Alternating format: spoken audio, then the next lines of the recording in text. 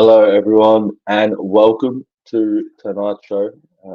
It is just me tonight. I've been given a call by CJ, and he's told me that I'm going to go on by myself. So I've listened to that boss, and it's just me, and we're doing tonight's episode in English since everyone's been asking.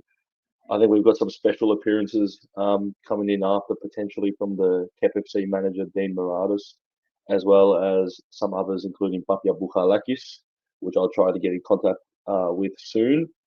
And anyways, we'll get into the game right into it today. Olympiakos Volos 2-0 away from home with over 14,000 Olympiakos fans in the crowd.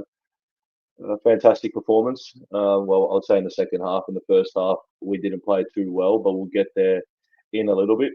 Starting off with the goals, as I'm running off, Chiquinho in the 77th minute with a very nice Takunaki back heel from across from Gabriel Strepetsa, which was also a very nice ball. Great finish by Chiquinho. And then we move to the 2-0 in the 85th minute with Panos Retsos, our captain, scoring off a corner, off another Chiquinho back heel assist. A nice finish by Retsos, a nice assist by Chiquinho.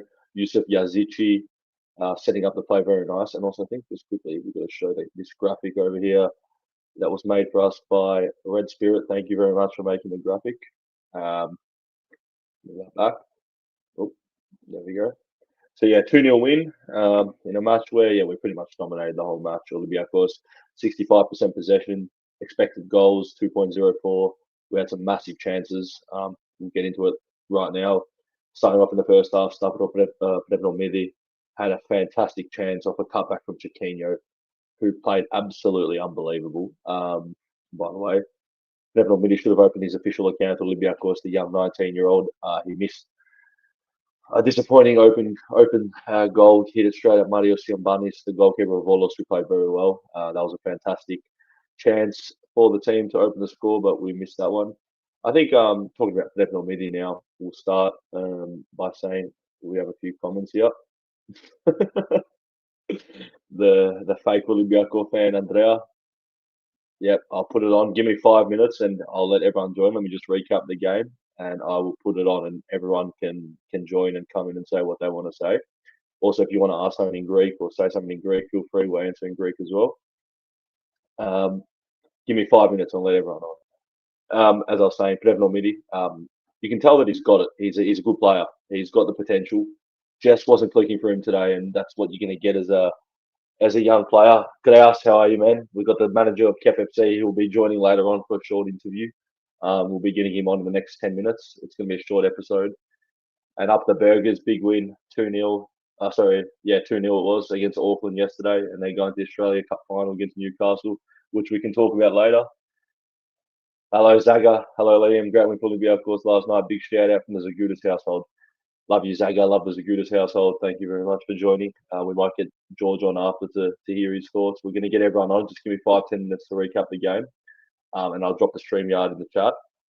Going back to Prepel Midi, you can tell that he's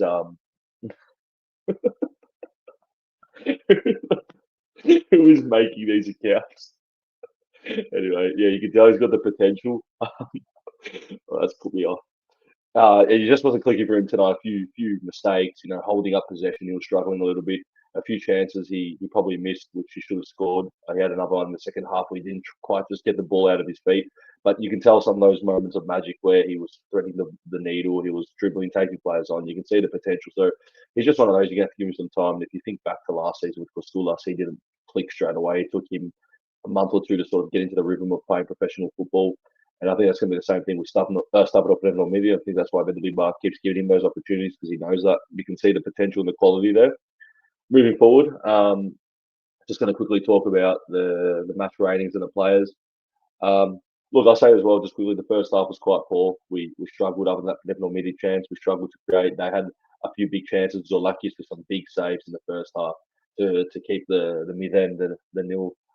The clean sheet, he absolutely that save that he did off the corner and the header was unbelievable. He's a massive player, and he's probably one of the best keepers in Europe, to be honest. And we're very lucky that he's staying with us this season. So that's absolutely fantastic. Moving on, Zorlaki's obviously fantastic. We're going to give him a solid 8 out of 10. Retos, if it wasn't for Chiquinho masterclass, would have been the man of the match. We're going to give him a 9. We're going to give it Odine. He played all right today, 7. Ortega, same thing. We give him a 7. I thought he was decent too. Viola struggled, I think, a little bit today. A few mistakes. Give him a 5. Wasn't his best performance, especially at the end where he slipped over and he sort of let the ball bounce over his head. Couple of mistakes. Nascimento was pretty good. I like his aggression in the midfield. He goes in hard. He's hungry. You can tell, and he wants to fight for that spot. As we've got a lot of players in that DM sort of position. Agibu Kamara, big player, big player. What's it called? Yeah, he was fantastic as well. Nascimento, give him a solid 7.5. I think Danny Garcia probably not his best game today. We've seen better from him. I think he was probably about a 5 or a 6, 5.5 maybe. Not his best. We'll move on to Jelson Martins, who was all right again today, but not his best either. We'll probably give him a solid 6. Created a few chances, a couple of moments. And Evan Maybe I think we'd give him a 6 as well. He was all right, but just struggled, as I mentioned before a few times. Chiquinho, we're going to give him a 10 out of 10. I don't think I've seen him play a sort of game like he did today. It was absolutely unbelievable. And what's it called? That is probably his best performance for Olympiakos. Backheel goal, backheel assist, as we mentioned, and he started the season right where he left pre-season, which is on fire, and he's been absolutely unbelievable. By the way, we're repping the new Olympiakos away kit we wore this morning. My mum bought it for me from the Red Store in Athens, so thank you. And finally, LKB, not his best game today, probably a 5, 5.5. Just wasn't involved, didn't really do too much, did a few okay things. But yeah, so that goes to the player summaries. And just moving on before we get everyone on, as I said, we're going to keep it nice and short today, probably only about 20 minutes. It does a little bit, but I think it's nice. The pattern's quite interesting, which is cool. We're just going to talk about the UCL draw. So let me actually read this out just quickly as well. Olympiakos 2 wins out of 2. In the season, top of the ladder with 6 points, 4 goals scored, 0 goals conceded. And we're going to get out the UCL draw now. Let's find it. Sorry, a little bit difficult. It's just me today by myself. Here we go. We have Volos in the first round at Gareskaki. You think that'd be a win and a big way to start the UCL campaign? Then we've got Arsenal away, then Barcelona away. 2 very tough games. Yeah, we're going to obviously try and scrape some points there. Moving on, we've got PSV Eindhoven at home, and then Real Madrid at home. And then we played not Manchester. What am I saying? Manchester City, Garat away, the Kazakhstani team, which is about an 11-hour flight from Bidar. So that's going to be a long, long trip in the Kazakhstani winter. And then we've got Bayer Leverkusen at home, and we end with Ajax away. And the first game is on the 17th in Australia, the 16th in Greece, against Volos, as I mentioned, at Gareskaki, which is going to be huge. Big win. Papia, big win. So yeah, decent draw. I think we've got to be definitely aiming to make the top 24 and making those playoffs and seeing if we can do something in the playoffs. I think that's definitely going to be the goal. I think we can easily say we'll go into the game against Volos, Garat, and probably if Ajax was away, if Ajax was at home, then probably Ajax too. But definitely 3 games that are we're going to have to target for the wins, and then wherever we can get results everywhere else, which I think Olympiakos is just capable of getting a result against anyone. I don't think we're too far off, some of the best teams, and we've shown in the last few years how much we've improved. So I definitely think there's room. So a decent draw. Wouldn't say the best, wouldn't say the worst, just an average draw. Nothing like PSG's draw, who had the hardest draw. I'm going to drop the link in the chat. That pretty much sums up the summary today. If anyone wants to join, talk about Olympiakos, there's the link in the chat right now. If you need me to send that to you, send me a message on Olympiakos Australia. And yeah, anyone that wants to join, the link is there. I want Zaga, we want Papia Bukhalakis getting in, we want everyone joining. And yeah, just to follow on, for those who didn't join us last week, and we've been doing episodes in Greek, Olympiakos with a 2-0 win against Asteras Tripolis last week, with Yusuf Yazici scoring an absolute worldie from about 30 yards out. It was an absolute fantastic goal. And then we've got Papia, get on, mate. Papia's messaging me, but he's not joining. And then we had a goal from LKB to finish it off. 2 late goals, 4 goals. 4 of our goals scored this season have been in the last 15 minutes of matches, which has been unbelievable, incredible. And another thing that I want to talk about, so obviously we're first on the ladder, just to recap that, some other results going across the league this morning. We had Olympiakos losing 1-0 to Orpi at home. Olympiakos beating Aris 2-0, who are absolute chaos. I think you might have saw the meme CJ put up. They are not looking good. Aris, they haven't even got a Greek player in their side this season. Well, not in the starting team at least. And for a league that's been improving so much with bringing in young Greek talents, yeah, it's disappointing to see them not bringing any. And Galana Batum, they're struggling at the moment. And then we've got AL, who got their first point against Kipishar. Very good crowd down at Larissa, which is actually I got a gift from Larissa, so a very good result. And we've got Bahalka Ultras joining. I wonder who this is. We'll have a chat with him. Let's get him on. Bahalka Ultras, how are you, mate? Hey, how are you? Yeah, good, mate. Mate, Bahalka Ultras, I don't know who you are. Obviously, you're covering yourself in that much.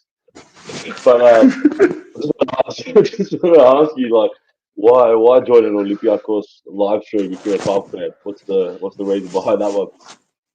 Hey, just, you know what? Start some shit, mate. Just let you've joined the wrong club. Are you from This Greece is the real club, the Baltsies. Are you from Greece or are you from Australia?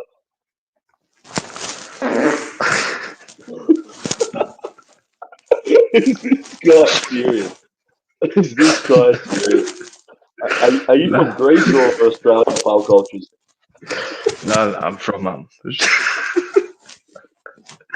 from Australia, mate.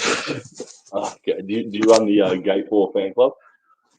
Yeah, always. I love Bulk. I love my Thessalonian side. I love everything, mate. This club of yours fraudulent, mate. And where do you see Bulk finishing this season? Oh, yeah, first, easy, mate. Easy, okay, fair enough. And are you happy about the Europa League qualification this week? Yeah, it was a good win against those Belgian blokes. I forgot who we played, but yeah. No, it was really good. Great stuff. I don't think it was Belgian blokes, but anyways. Oh, I'm sorry. It was the Polish guys. if you're an ultra, my final question to you before we bring Papia Bukalakis in, who's joining us. If you're an ultra and you're from Melbourne, what's your reason behind putting a mask on and getting into that ultra sort of spirit from the other side of the world? What sort of gives you that? I'm very well known in Europe, especially. I've done a couple of away days at home, and they just know. They know who I am. It's as simple as that. Fair enough. Well, we get Papia Bukalaki in as well now, who's joining. Papia, how are you, boys? mate? Yep, all good. How are you, Liam? Good, mate. Good to have you back, Papia. Obviously, we haven't had you in since last season. It's been a while since we've spoken to you, but tell us how you're seeing Olympiakos this season, Papia. Well, judging from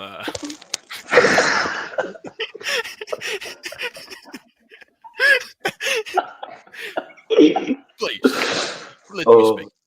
Judging from the recent experiences of me watching the 2-0 win against Volos, I was looking at the team and I was like, I really enjoyed the Rodine at the right back spot. Yeah, okay. And I really enjoyed the red sauce. Okay. But the question comes here. Why are we playing Stavros Pevnomidis when we can play Conrad de la Fuente?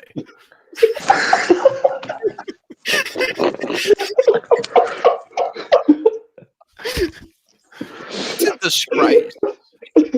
So you're saying we should have kept Conrad de la Fuente and not brought Pevnomidi up to the third team? What I'm saying. Even Danny Garcia, he was grass. Bring back Maximilian Lovera, please. Yeah, I think Lovera is a bit of a stiff one. He was a good player. And Fabio, can I ask you as well? Just quickly, we had a question from you last week. Who are your top 3 Olympiakos players of all time? You put me on the spot here. Okay. All right, coming in at number 3, we have the infamous Josh Bowler. He should never have played for the club. He was a part of the transferring scheme from Mr. Marinakis, and I've had enough of that. All right, fair enough. Number two, actually no, we'll go notable mention. We're gonna go big. We're gonna go Pierre Koundé Malong. You know the number 4 spot. Pierre Koundé Malone, okay. And your best player of Olympiakos of all time? See, this is where I have trouble, Mr. Liam. This is because I have 2 favourites, and I can't differentiate between the two. It's either between Mohamed Draguer or Bruno Felipe. But Bruno Felipe, I went to Paphos' home stadium and I saw him taking a yes.